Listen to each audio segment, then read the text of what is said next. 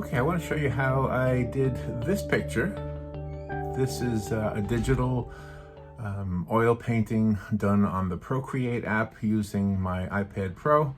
This is a painting I did of Salt Trail Canyon Trailhead, and I used a photo from Street View on Google Maps to find this location. I have not been to this place, but I found it online on the Google Maps, as I said, and liked the way it looked, so I thought I would do it as a digital oil painting. And I want to show you how I use a digital platform, in this case it's Procreate, to make a painting look painterly, so that it looks like a painting.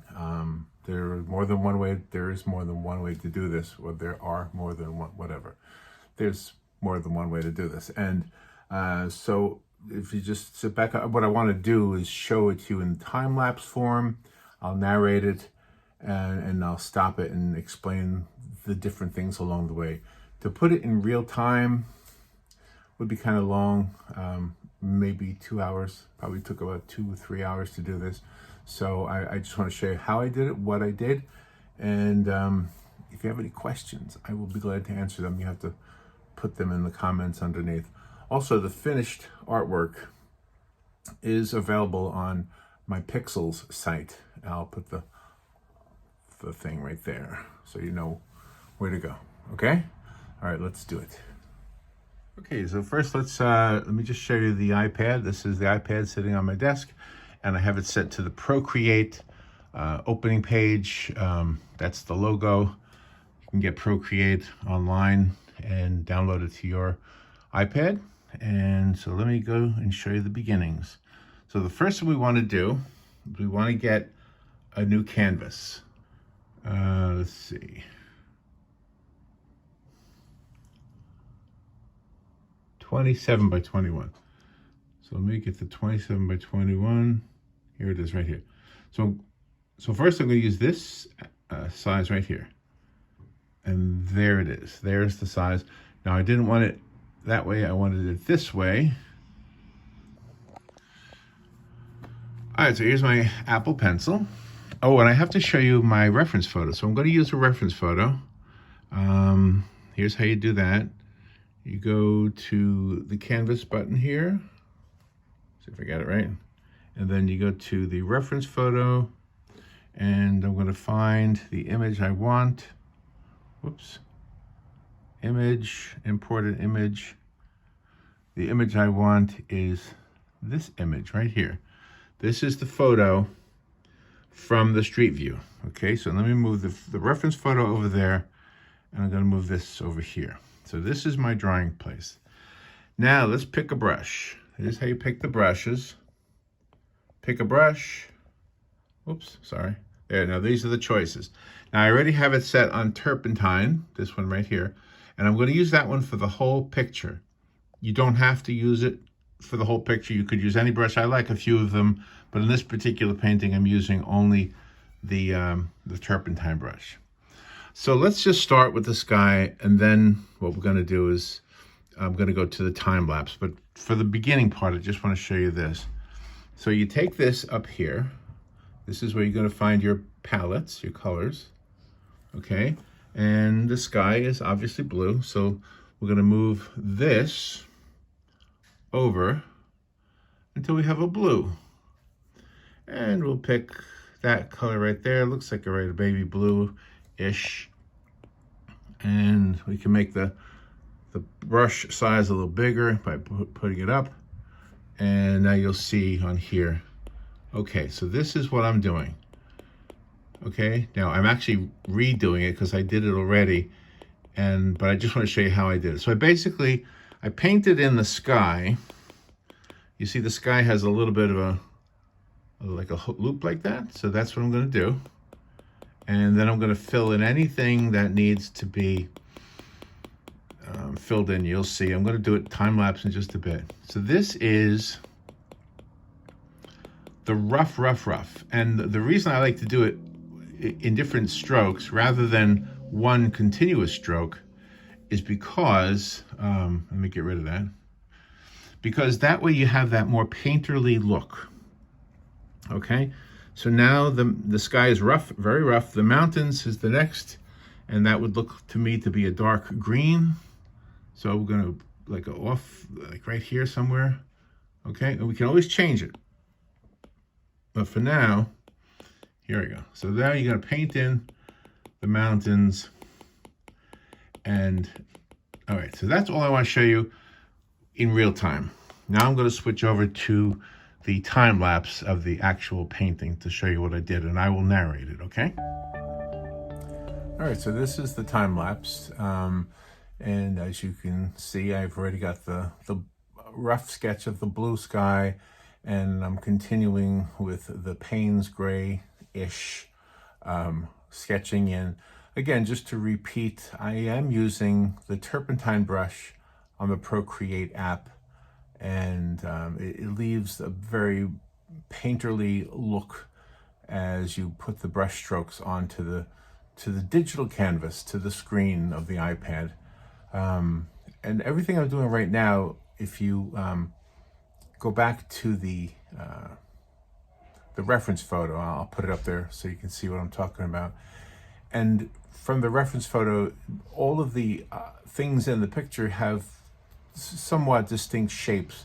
You're not really trying to paint every blade of grass, and you're not really trying to paint every nuance in the mountains and every fluff of the clouds that are in the sky. You just want to get this painterly.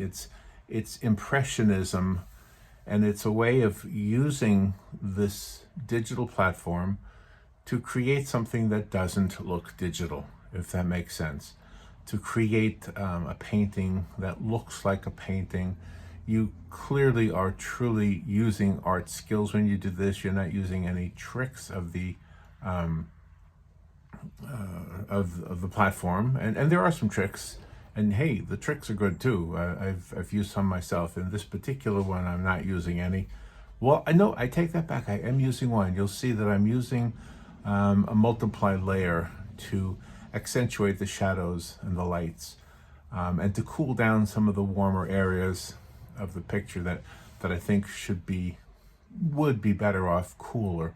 And it's really an artist's discretion to decide which things should be darker, which things should be lighter, which things should be cooler, and which things should be warmer.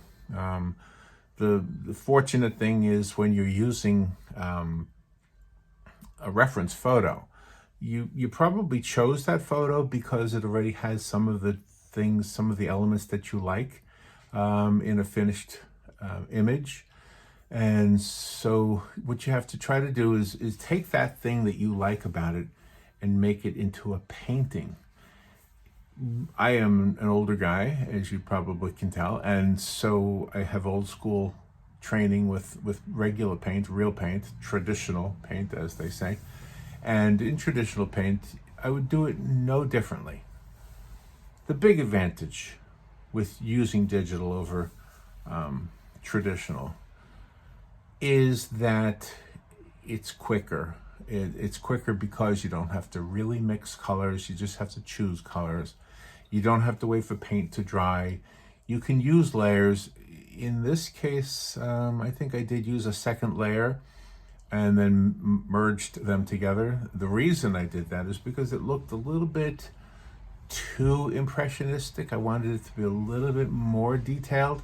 The picture is about 27 inches by 21 inches, so that's pretty big. And so if you have large brush strokes on a large canvas, sometimes you want those brush strokes to be big, like in the case of the Highwaymen and those kinds of paintings where big brushes were used a lot. In this particular picture, I just thought I'd use smaller brushes. So as you can see, it is really close to being done. This in real time took about 2 hours. Now, as you're looking at it right now, you might be able to see some of the little things that are being added to it. Those are smaller brush strokes, and that was a second layer. If you were using traditional paint, you would simply paint over what you already have, and you wouldn't be able to delete a layer as you can with digital. It's just another advantage of digital. But My whole point of what I'm trying to show you is how to take a digital platform, in this case Procreate. It could be Photoshop, or it could be any of them. But how to take the digital platform and make a painting that looks like a painting, or in other words, a painting that looks painterly, a digital painting that looks painterly. So far, what you've seen here, no tricks. It's just one brush. It's the turpentine brush, and I'm using the reference photo as a guide. I am not recreating every blade of grass, every mountain rock. And the water is not exactly the way the water looks in the reference photo. However, it's the general idea. And if you've ever been to this place, it's probably a beautiful place. So the one thing I want to make sure I do is I create something that reminds you of this place if you've been there. All right, let's switch over now. Okay, let's get back to real time just for a second here. Now I want to show you. Now here's the painting that I've been working on, and I want to show you how I use the multiply layer. I have the multiply layer already in there, and let me turn it on and off so you can see what it does, and then I'll show you how I did it. So there's with it on, and there's with it off, and you see what it does is it gives a more dramatic effect to the lighting, but it doesn't do it by itself. You have to work it. So let me show you how to work it. So let's add another, I'm going to add another layer. I'm going to make this layer a multiply layer. There's the word multiply, see? So we'll make it multiply. That M right there indicates multiply. Okay, so that's what we want. Now what we want to do is we want to make the whole layer one color. And the color of choice is a cool color for me. So I'm just going to pick like a light grayish blue, like a Payne's gray. And what you do now, this is kind of cool. You just drag this over and drop it in. Now, you saw the whole thing get darker? Okay, watch, let me turn it off and then turn it on. Okay, the whole thing gets darker. Now, this is the cool part. You get the eraser here. This is the eraser.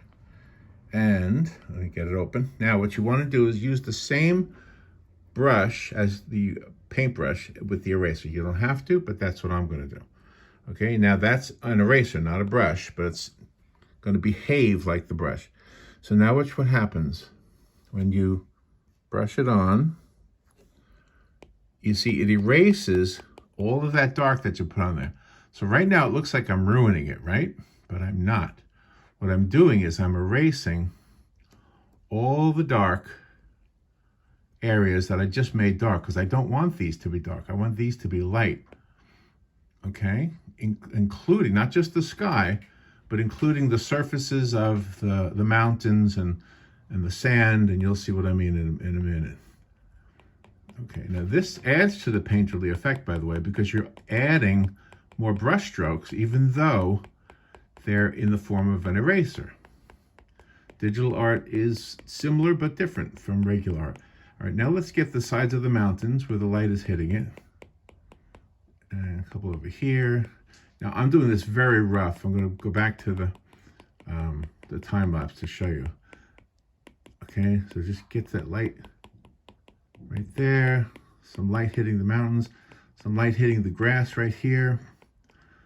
The light in the water is brighter because it's directly underneath the sun. And let's brighten up a few pieces of this sand. Okay, the sun is hitting some of the sand and some of this grass. And all right, so that's very, very rough, but you get the idea of how the multiply layer works.